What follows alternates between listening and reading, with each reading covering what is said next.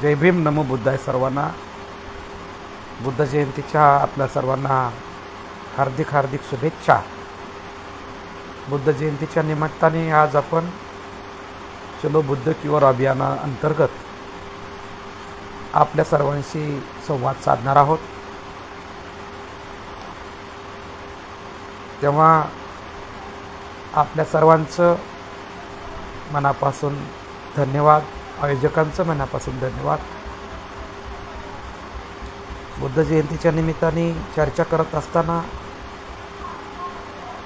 महामानव तथागत गौतम बुद्ध यांनी जो धम्मसंदेश दिलेला आहे, मानवमुक्तीकरता जो संदेश त्यांनी दिलेला आहे, तो संदेश म्हणजे दुसऱ्या शब्दामध्ये बुद्धाचा मार्ग किंवा बुद्धाने सांगितलेलं तत्त्वज्ञान जे आहे हे माणसाच्या मुक्तीचं आहे. केवळ कोण्या जातीच्या मुक्तीचा विषय नाही, तर बुद्धाचं तत्त्वज्ञान जे आहे ते अखिल मानवजातीतल्या शेवटच्या माणसासाठीचा त्याच्या उन्नतीचं हे तत्त्वज्ञान आहे, हे आपल्या सर्वांना माहिती आहे. डॉक्टर बाबासाहेब आंबेडकरांनी 1935 मध्ये येवला या ठिकाणी धर्मांतराची पहिल्यांदा घोषणा केल्यानंतर आपण बारकाईनं जर बघितलं तर 20 वर्ष डॉक्टर बाबासाहेब आंबेडकरांनी या बाबतीमध्ये बुद्ध धर्माच्या बाबतीमध्ये चिंतन केलेलं आहे, अभ्यास केलेला आहे, मनन केलेलं आहे, वाचन केलेलं आहे. आणि सखोल असं वाचन, मनन, चिंतन केल्यानंतर आणि जगातल्या सगळ्याच विचारधारेचा, जगातल्या सगळ्याच धर्मांचा अभ्यास केल्यानंतर बाबासाहेब 1956 मध्ये बुद्ध धर्माचे त्याने स्वीकार केलेला आहे. आणि बुद्धाचा मार्ग हाच श्रेष्ठ मार्ग आहे, तो आपल्या सर्वांच्या कल्याणाचा, उद्धाराचा मार्ग आहे. या निर्णयापरत, या निष्कर्षापरत बाबासाहेब आंबेडकर आलेले आहेत. तेव्हा अत्यंत पारखून, निरखून, अभ्यासून बाबासाहेबांनी हा मार्ग स्वतःही पत्करला, स्वतः स्वीकारला आणि आपल्या लाखो अनुयायांना बाबासाहेब आंबेडकरांनी हा बुद्धाचा मार्ग दिलेला आहे. बुद्धाच्या तत्त्वज्ञानाकडे आपण जेव्हा बारकाईने वाचन करू, लक्ष देणार, तेव्हा बुद्धाने दिलेली पंचशील, त्रिशरण पंचशील आणि आर्य अष्टांगिक मार्ग, त्याचबरोबर 10 पारमिता आणि बाबासाहेब आंबेडकरांनी दिलेल्या 1956 मध्ये ॲड केलेल्या 22 प्रतिज्ञा, ढोबळ मानाने याला आपण बुद्ध धम्माचं सार म्हणूया.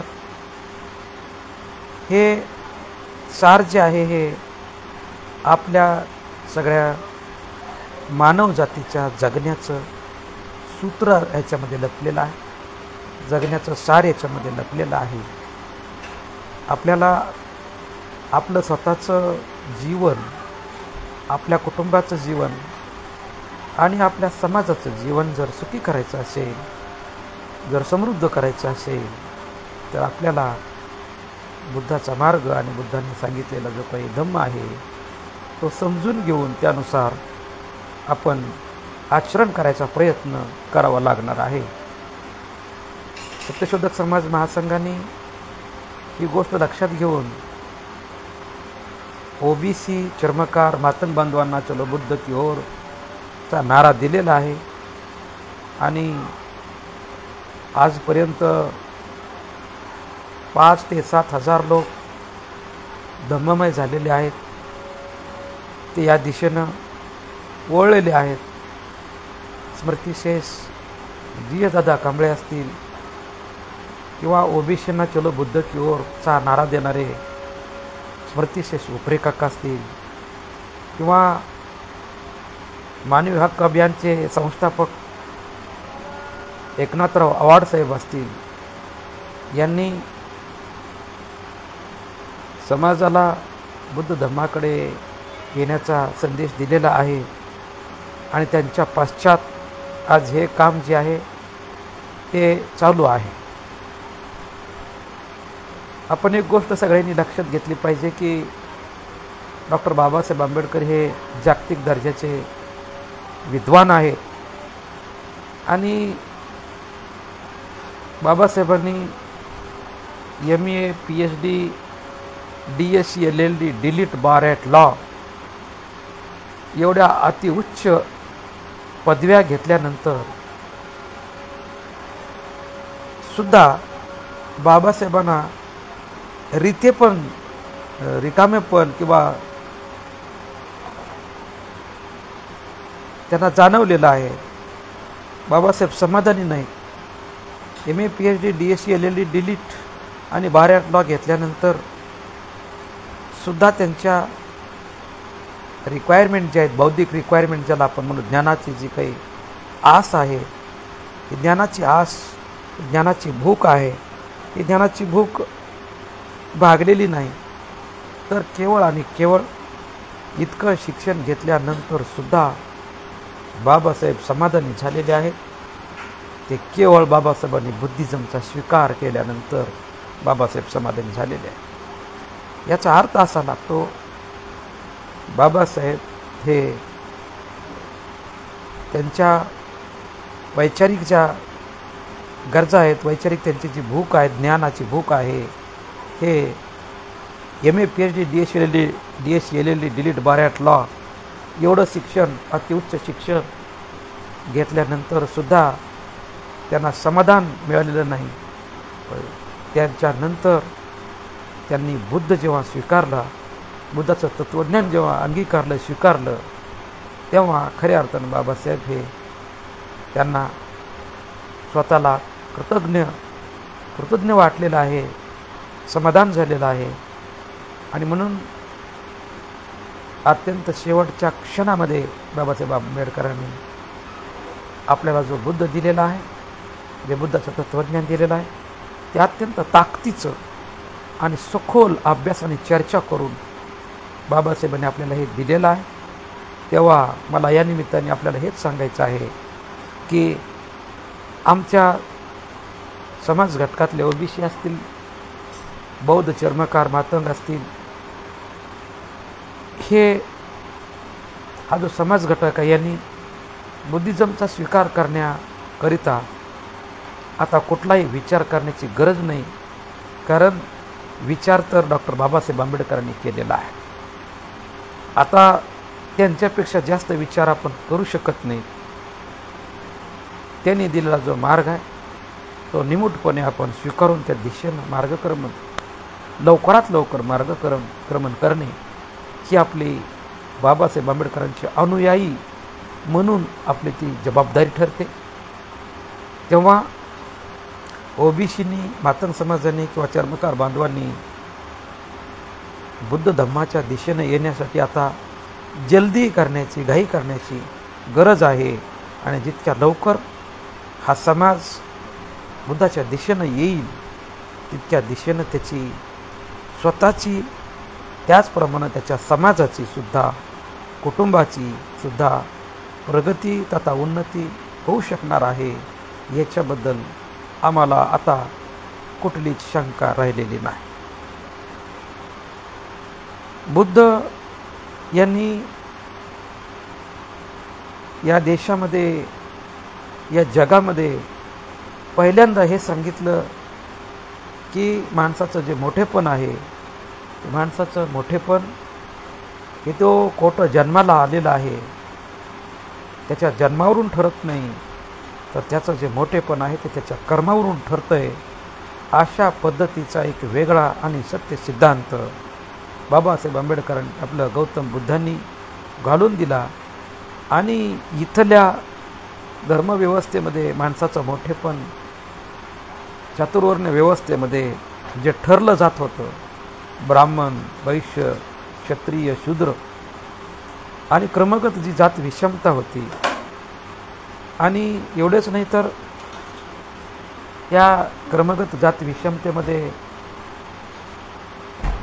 त्यांनी केलेले गुन्हे आणि त्याचं शिक्षेचं प्रमाणसुद्धा, तो कोणत्या प्रवर्गात जन्मलेला आहे याच्यावरून त्यांनी केलेल्या गुन्ह्यानुसार त्याची शिक्षासुद्धा ठरवली गेलेली होती. अर्थातच त्याचं जे मोठेपण आहे माणसाचं, हे हिंदू धर्मामध्ये त्याच्या जन्मावरून ठरलेलं होतं. परंतु बुद्धांनी हा सिद्धांत मोडीत काढला आणि सांगितलं की माणसाचं मोठेपण हे जन्मावर ठरत नाही, तर माणसाचं मोठेपण त्याच्या कर्मावर ठरतं आहे. हा अत्यंत वैचारिक सिद्धांत बुद्धांनी सांगितलेला आहे. इथल्या धर्मव्यवस्थेने स्त्रियांना अत्यंत खालचं आणि दुय्यम स्थान दिलेलं होतं. त्यांना शिक्षणापासून वंचित ठेवलेलं होतं. त्यांना पुरुषांच्या बरोबरीचे कुठलेच अधिकार नव्हते. रांधावाडा आणि उष्टकाडा, चूल आणि मूल इतक्या मर्यादेमध्ये त्यांचं कार्यक्षेत्र होतं. आणि आपल्या सर्वांना माहिती आहे की पतीच्या मृत्यूनंतर त्यांना पतीच्या चितेवर सतीसुद्धा त्यांना जावं लागत होतं.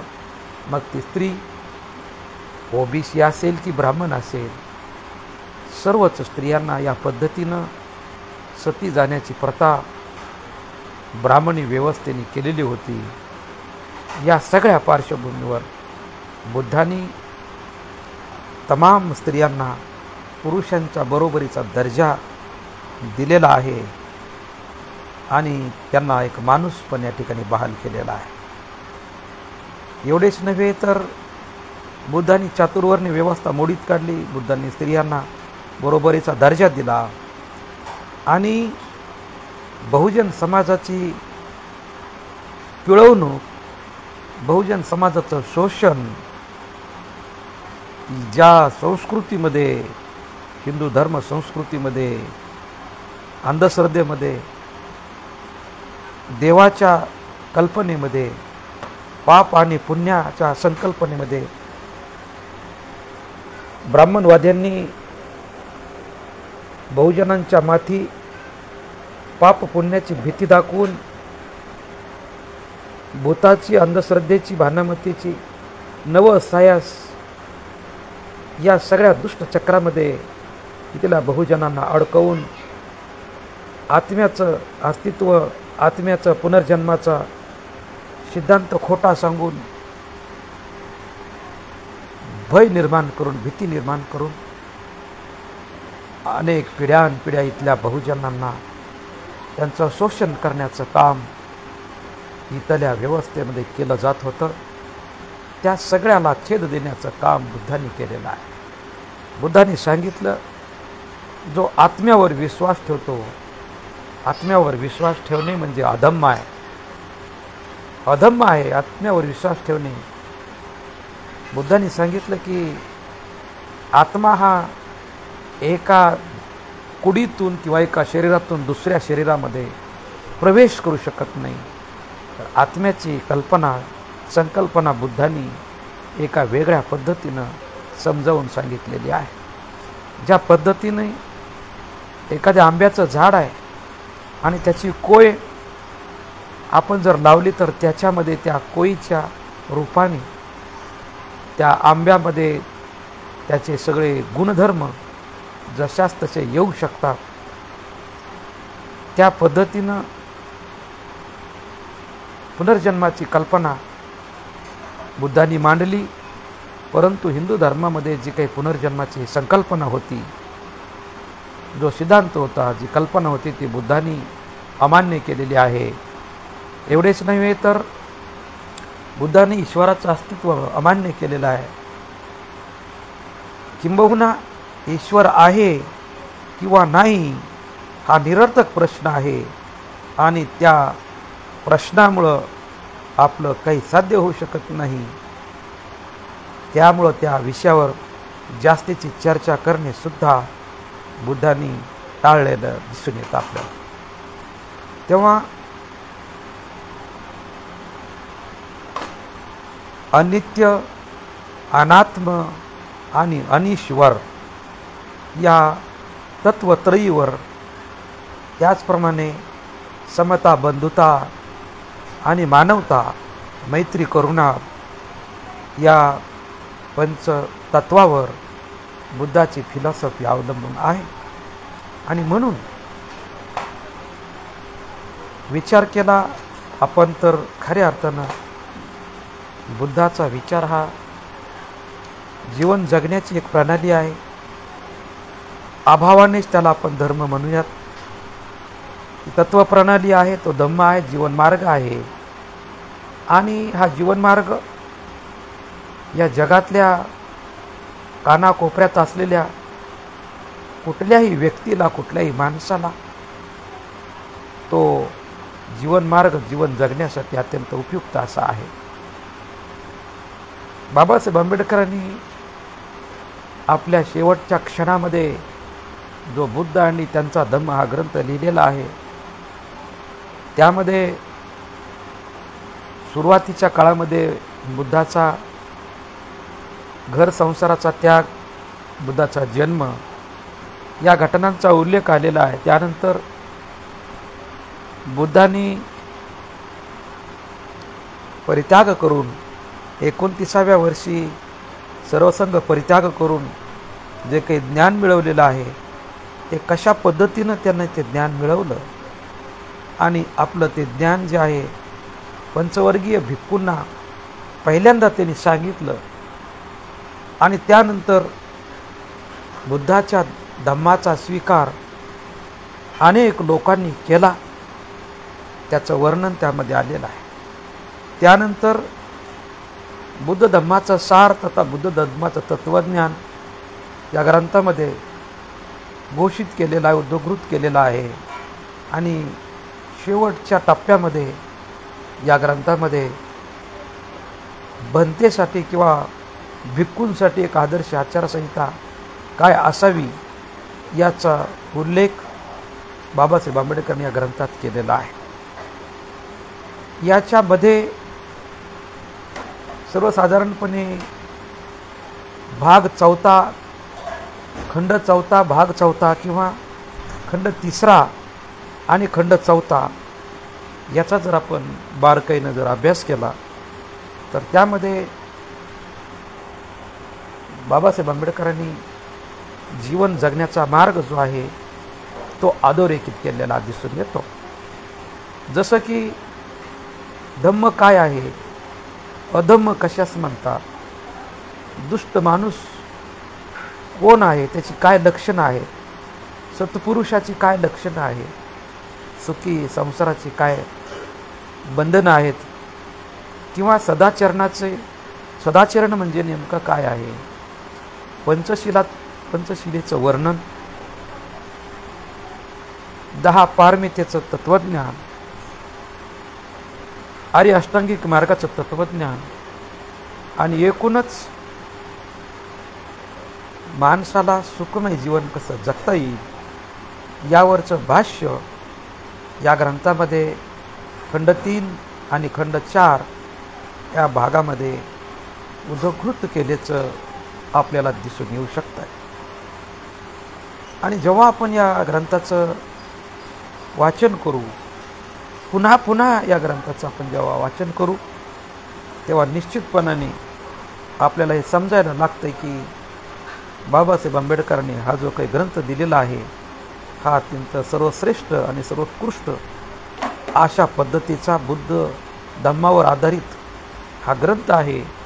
आणि जो कोणी हा ग्रंथ वाचन करील, पुन्हा पुन्हा वाचन करील, त्याच्यावर चिंतन करील, मनन करील, या धम्मग्रंथातल्या संकल्पना समजून घेण्याचा प्रयत्न करील, तो खऱ्या अर्थाने त्याचं जीवन हे सुखमय, त्याच्या कुटुंबाचं जीवन हे सुखकारक व्हायला मदत होऊ शकणार आहे. त्यामध्ये निब्बाण म्हणजे काय आहे तर आपल्या माणसाच्या मनाची एक अशी अवस्था आहे की ज्यामध्ये आपले मनाचे जे काही विकार आहेत क्रोध आहे, लोभ आहे, अहंकार आहे, द्वेष आहे, मत्सर आहे, हे षडरिपू आहे.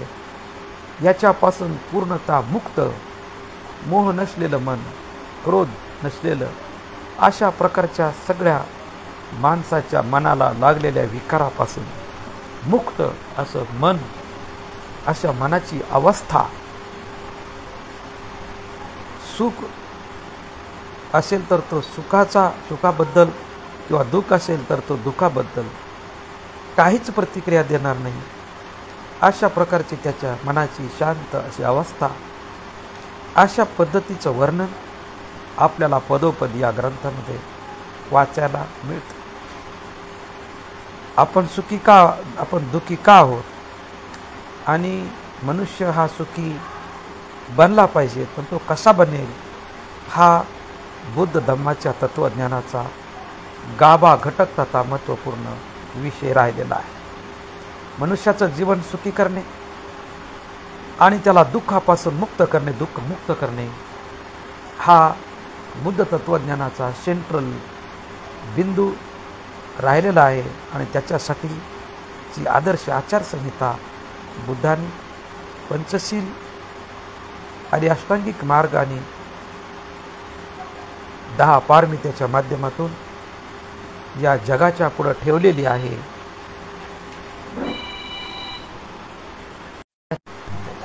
याचं आपण अत्यंत चिकित्सक पद्धतीने निरीक्षण केलं पाहिजे. नव्हे बार बार त्याची चिकित्सा, त्याचं चिंतन, त्या विचाराचं मनन आपण केलं पाहिजे. कारण माणसाच्या मनाला फोन येले हां, तर अशा स्वरूपाची हे जी काही अत्यंत मांडणी जी आहे, अत्यंत दमदार, अत्यंत माणसाच्या, मनुष्य जातीच्या उन्नतीसाठीचा मार्ग, विचार हा या ग्रंथाच्या माध्यमातून आपल्याला वाचायला मिळू शकतो. तेव्हा माझी निश्चितपणाने अशी खात्री बनलेली आहे की जो बांधव आमचा या ग्रंथाचं वाचन करील, 2 वेळेस 3 वेळेस वाचण्याचा प्रयत्न करील, त्याच्यावर चिंतन करील, तेव्हा त्याच्या मनामध्ये कुठली शंका निर्माण होणार नाही. आणि मग तो म्हणायला लागेल, अरे बुद्ध धम्माचा स्वीकार करणे हे किती महत्त्वाचं काम आहे, याच्यामध्ये वावगं काहीच नाही. तर हे लवकरात लवकर आपण याचा स्वीकार केला पाहिजे. कारण याच्यामध्ये आपल्याला जर सुखी संसार करायचा असेल, त्याच्या काय आचारसंहिता आहे, आपल्या मनाची शुद्धता कशी करता येईल आणि एकूणच समाजाला सुखमय अशा पद्धतीचं कसं जगता येईल याच्या बाबतीतल्या आचारसंहितेचा उल्लेख या ग्रंथाच्या माध्यमातून, या तत्त्वज्ञानाच्या माध्यमातून करण्यात आलेला आहे. तेव्हा आमचे लोक वाचन करत नाही, ॲकॅडमिक एज्युकेशन घेतात, वरवरचं नॉलेज, वरवरची माहिती घेतात आणि भलतेच प्रश्न विचारतात की हे तत्त्वज्ञान जर आम्ही स्वीकारलं तर आमच्या मुलामुलींचे लग्न होतील काय. खरं म्हणजे हा अत्यंत हास्यास्पद असे प्रश्न की आम्ही पंचशिलेचं पालन केलं, आम्ही आर्य अष्टांगिक मार्गाचं पालन केलं आहे, म्हणून आमच्या मुलाबाळांचे लग्न होतील का, अशा पद्धतीचा प्रश्न हा विचारला जातो. खऱ्या अर्थानं मुलाबाळांच्या लग्नांचा विषय किंवा आम्हाला स्वीकारला जाईल का नाही हा प्रश्न आणि बुद्धाचं तत्त्वज्ञानाचा विषय याचा अर्थार्थी कुठेही कसलाही संबंध येऊ शकत नाही. परंतु अज्ञानापोटी अशा पद्धतीच्या चर्चा आणि अशा पद्धतीची अडवणूक समाजामध्ये केली जाते. याला कुठलं जर काही कारण असेल तर ते केवळ आणि केवळ अज्ञान आहे. कारण मित्रांनो, जेव्हा आम्ही पंचशिलेचा स्वीकार करणार आहोत जेव्हा आम्ही ठरवणार आहोत की आम्ही चोरी करणार नाही, हिंसा करणार नाही, मादक द्रव्याचं सेवन करणार नाही, आम्ही व्यभिचार करणार नाही, खोटं बोलणार नाही, या पंचशिलेचं पालन करून आम्ही आमचं जीवन जगण्याचा प्रयत्न करणार आहोत, तेव्हा या जगातला कुठलाही मनुष्य आपल्याला असं म्हणू शकणार नाही हे खोटं आहे आणि याची तुम्हाला गरज नाही, असं कोणी म्हणू शकणार नाही. आणि म्हणून बुद्धाच्या तत्त्वज्ञानाला खऱ्या अर्थानं नीटपणे आत्मसात करण्याचा, समजून घेण्याचा प्रयत्न हा झालेला नाही. त्याचप्रमाणे आर्य अष्टांगिक मार्गाच्या बाबतीमध्ये आमचं वर्तन कसं असलं पाहिजे, हे सम्यक असलं पाहिजे, आमची आजीविका सम्यक असली पाहिजे, आमची दृष्टीसुद्धा सम्यक असली पाहिजे. अशा पद्धतीनं आमची वाचा जी आहे, आमचं जे बोलणं आहे हे सम्यक असलं पाहिजे. कुणाला हर्ट करणारं आमचं बोलणं असू नये. म्हणजे सम्यक वाचा, सम्यक कर्मांत, सम्यक आजीविका, सम्यक दृष्टी, सम्यक समाधी, हे सगळं आमचं कसं सम्यक नैष्कर्म्य, हे आमचं सगळं कसं सम्यक असलं पाहिजे. आणि ही आमची आचारसंहिता असली पाहिजे. आमची आचारसंहिता, आमच्या समाजाची आचारसंहिता, आमच्या देशाची आचारसंहिता आणि जगातल्या प्रत्येक माणसाची आचारसंहिता, या पद्धतीनं त्यांनी जर जीवन जगण्याचा प्रयत्न केला तर निश्चितपणाने घराघरामध्ये कलह असणार नाही, जगामध्ये कलह राहणार नाही, देशात कलह राहणार नाही, कुटुंबात कलह राहणार नाही. ही गोष्ट आपण लक्षात घेतली पाहिजे. जाता जाता मी आपल्याला हे सांगेन की आमचे काही मित्र हे श्रीलंकेला जातात, आमचे काही मित्र थायलंडला जातात आणि मग उत्सुकतेने आम्ही त्यांना विचारतो की थायलंडमध्ये तुम्हाला काय दिसलं, थायलंडमध्ये तुम्ही काय बघितलं. तेव्हा आमचे एक मित्र सांगत होते की थायलंडमध्ये आम्हाला पोलीस स्टेशन दिसलेलं नाही. त्यांनी अधिक माहिती घेण्याचा प्रयत्न केला तेव्हा जिल्ह्याच्या ठिकाणी कुठंतरी पोलिसांचं एखादं कार्यालय असल्याचं त्यांच्या लक्षात आलं. थायलंडमध्ये पोलीस स्टेशन नाही, पोलिसांना काही काम नाही, नावाला जुजबी जिल्ह्याच्या ठिकाणी एखादं कार्यालय, पोलीस स्टेशन जिल्ह्याच्या ठिकाणी आहे, घरांना कुलप नाही. ब्रह्मदेशासारख्या देशामध्ये मंडलेच्या पर्वतामध्ये सोन्याची मूर्ती अनेक सालापासून आहे. थायलंडमध्ये बुद्धमूर्ती आहेत, सोन्याच्या बुद्धमूर्ती थायलंडमध्ये आहेत, ब्रह्मदेशामध्ये सोन्याच्या बुद्धमूर्ती आहेत आणि त्या सार्वजनिक ठिकाणी आहेत. परंतु त्या बुद्धमूर्तीचं गुंजभर सोनं चोरी गेलेलं नाही. अशा पद्धतीचं थायलंडमध्ये वाहनांना हॉर्न नाहीत, कंपनीनी वाहनांना हॉर्नच बसवला नाही, कारण कोणाला हॉर्न देऊन काही सुचवण्याची गरजच भासत नाही.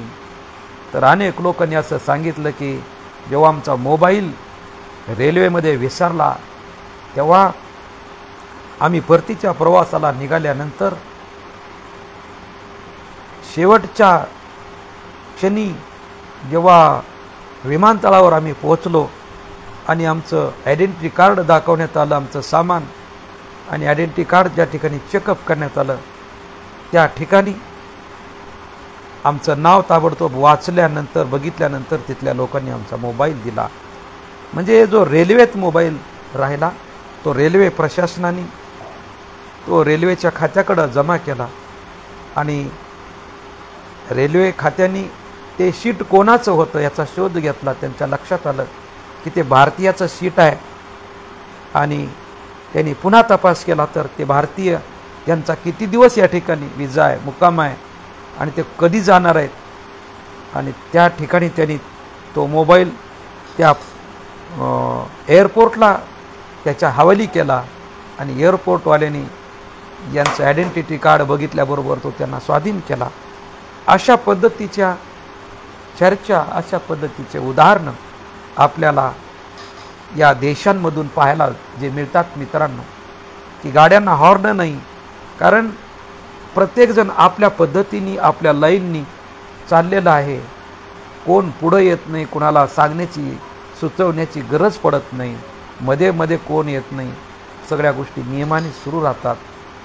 अशा अनेक गोष्टी लोक बुद्ध ॲक्सेप्ट केलेले, बुद्ध स्वीकारलेले देशांचा प्रवास करत असतानाचा अनुभव ते आपले सांगत असताना, भारतामध्ये मात्र, ज्या भारतामध्ये बुद्धाचा जन्म झाला आणि बुद्धाची कर्मभूमी राहिली, त्या भारतामध्ये मात्र 5 रुपयाचं नाणं जर रोडवर पडलं तर भारतीय लोक त्याच्यावर पाय देऊन उभा राहतात आणि कोणी आपल्याकडे बघत नाही याची खात्री करून ते हळूच 5 रुपयाचं नाणं घेऊन खिशात टाकतील. ही परिस्थिती या देशामध्ये आहे. याचं कारण जर कुठलं असेल तर आम्ही भारतीयांनी बुद्धाचं तत्त्वज्ञान जे आहे अंगीकारलं नाही, त्याचं चिंतन केलं नाही, ते तत्त्वज्ञान आम्ही आमच्या गळी उतरवलं नाही. म्हणून मित्रहो, बुद्धाचं तत्त्वज्ञान हे विहारामध्ये नाही, बुद्ध शिवरामध्ये नाही, बुद्ध विहारात नाही, बुद्ध मूर्तीमध्ये नाही, पुतळ्यात नाही, तर बुद्धाचं तत्त्वज्ञान हे बुद्धाच्या विचार आचरणामध्ये आहे. ते आचरण, ते बुद्धाच्या विचाराचं चिंतन, मनन आणि आचरण हे आपण वाढवलं पाहिजे. हे जर आपण करू शकलो तर निश्चितपणाने आपलं जीवन जे आहे ते सुखमय, आपला समाज जो आहे तो समाज हा सुखी समाज होऊ शकतो. कारण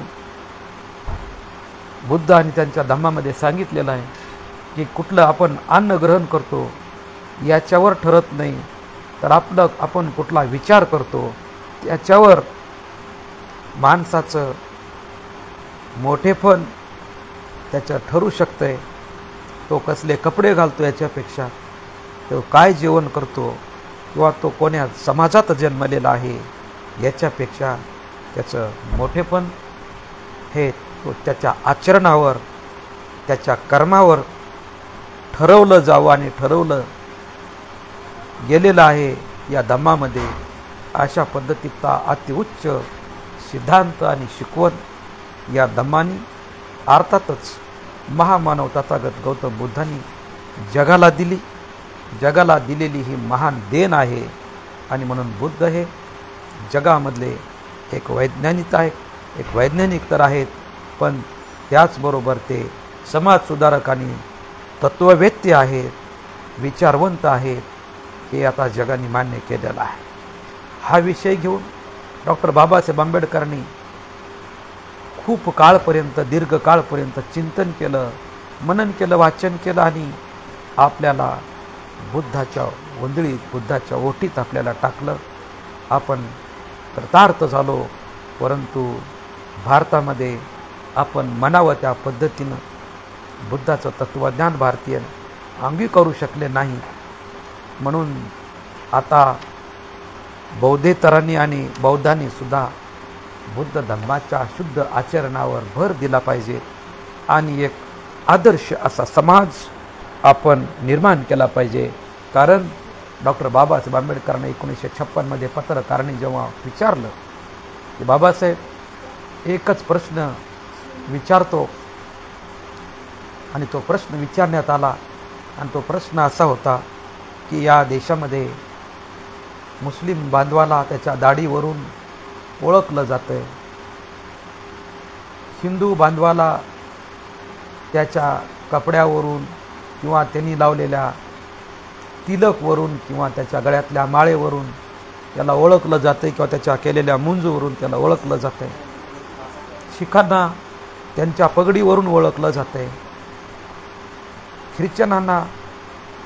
ख्रिश्चन बांधवाच्या गळ्यात असलेल्या क्रूजवरून ओळखलं जातं किंवा त्यांच्या नमस्कार करण्याच्या पद्धतीवरून ओळखलं जातं. पण बौद्ध हा कसा ओळखावा? तेव्हा बाबासाहेब म्हणाले, बौद्ध हा त्याच्या आचरणावरून ओळखला जावा. ज्याचं आचरण शुद्ध आहे त्याच्या आचरणावरून तो बौद्ध आहे याची खात्री आपल्याला पटू शकते. म्हणून या विचारावरून आपल्याला एक लक्षात गोष्ट येते ती अशी की बुद्ध कपड्यात नाही, बुद्ध शिवरमध्ये नाही, बुद्ध विहारात नाही, बुद्ध मूर्तीमध्ये नाही, बुद्ध भाषणात नाही, बुद्ध बोलण्यात नाही, तर बुद्ध हा आचरणाचा विषय आहे. जितक्या ताकदीनं जितक्या लवकर आपण आचरण करू तितकं आपण आणि आपला समाज आणि आपला देश प्रबुद्ध होईल याच्याबद्दल आम्हाला खात्री पटलेली आहे. आणि म्हणून आम्ही मातंग समाजाला बुद्ध चलो बुद्ध की ओरचा नारा आम्ही देत आहोत. लोक जे वाचन करत आहेत, जे या दिशेनं चिंतन करत आहेत, समजून घेत आहेत, ते अत्यंत वेगाने या दिशेनं येत आहेत. परंतु जे या दिशेनं चिंतन करत नाहीत, वाचन करत नाहीत, केवळ अकॅडमिक एज्युकेशन घेऊन आपल्या रोजीरोटीचं शिक्षण घेऊन भले ते परिस्थितीने घरादारांनी, बंगल्यांनी आणि गाडींनी मोठे होत असतील, परंतु ते हे वाचन करत नसतील तर ते धम्माच्या बाबतीमध्ये त्यांचं अज्ञान आहे. त्यांनी आपलं अज्ञान दूर करून बाबासाहेब आंबेडकरांनी दिलेला जो काही धम्म आहे तो मी पहिल्यांदा सांगितल्याप्रमाणे MA PhD DSc LLD D Litt bar at law एवढं शिक्षण पूर्ण करूनसुद्धा बाबासाहेब समाधानी नव्हते. बुद्ध त्यांना स्वीकारावा लागला. ते अधिकचं घेऊ इच्छित होते आणि निश्चितपणाने त्यांनी बुद्धाकडून खूप काही घेतलं आणि आपल्या सर्वांनाही त्यांनी हे दिलं. बुद्धाचं तत्त्वज्ञान आपल्याला दिलं, ते आपण सगळ्यांनी घेतलं पाहिजे आणि आपल्या जीवनाचं सोनं आपण केलं पाहिजे. हे या निमित्ताने बुद्ध जयंतीच्या निमित्ताने मी आपल्यापुढं सांगू इच्छितो. तेव्हा महामानव तथागत गौतम बुद्धाच्या जयंतीच्या निमित्ताने तुम्हा सर्वांना हार्दिक हार्दिक शुभेच्छा देतो. आणि आपण खऱ्या अर्थानं म्हणजे नीतिमत्तेच्या पातळीवर, वर्तनाच्या पातळीवर आपण नीतिमान व्हावं. वर्तनाच्या पातळीवर आपण खऱ्या अर्थानं बौद्ध होऊयात. आपण तसे सगळेजण प्रयत्न कराल अशा पद्धतीचा आशावाद या निमित्ताने व्यक्त करतो आणि मी आपली रजा घेतो. धन्यवाद. जय भीम. नमो बुद्धाय.